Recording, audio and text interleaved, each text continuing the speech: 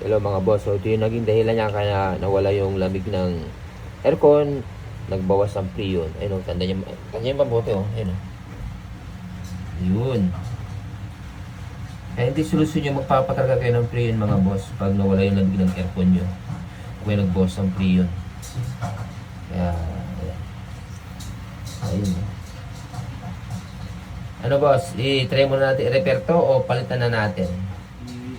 I-repair na lang muna po. Okay, hinahin mo natin para medyo makatipid si boss. So, ito yung before guys. Yan, tandaan mo, Dix, tandaan mo yan para maano natin. Okay, guhitan mo.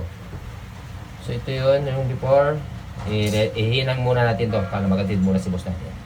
Okay, watch this.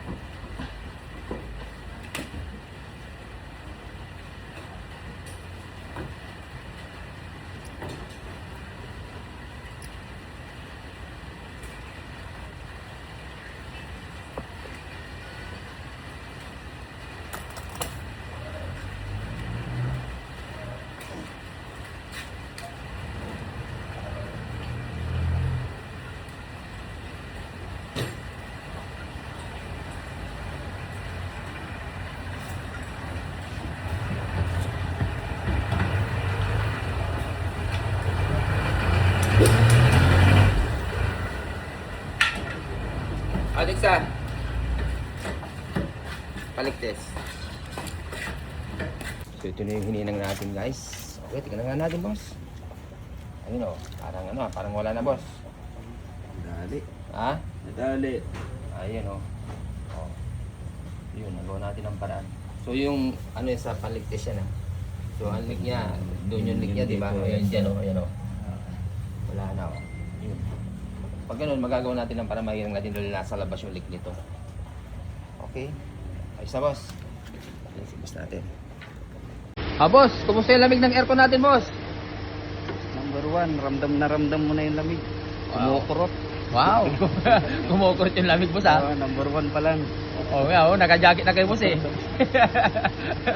Pag number 2 to, sulit. Di ba? Mahina ang lamig, di ba? So yun, may leak tong evaporator niya, di ba boss? Pero ito, nagawa natin ang paraan, boss, yung evaporator nyo. Nahinang natin. Okay na naman. Ayos yung boss, oh. Taga-saan kayo, boss? Pangasinan. Wow. Orbis Tondo. Yung Orbis Tondo. Di ba na? Ang kontabal kasi si Kinibala kabiyahe nila. Awi bala natan. Oo, shout out ire Tagara Orbis Tondo. Are Tagara Orbis. Shout out si kayo, si Kasuyo. Oo. Paano nyo nakilala tong piso natin, boss? Sa sa vlog. Papanood ko sa vlog kaya habang walang biyahe, scroll nanonood. Kaya sabi ko dito na lang. Wow, thank you. Anong pangalan nyo, boss? Herman. Herman? Oh, shout out kay boss Herman. Herman Ferrante. Happy boss Herman. Happy Happy. yun, no? Okay sa orit na boss oh. Ah, Malamig na. okay na. Ayos. Na. Thank you Lord.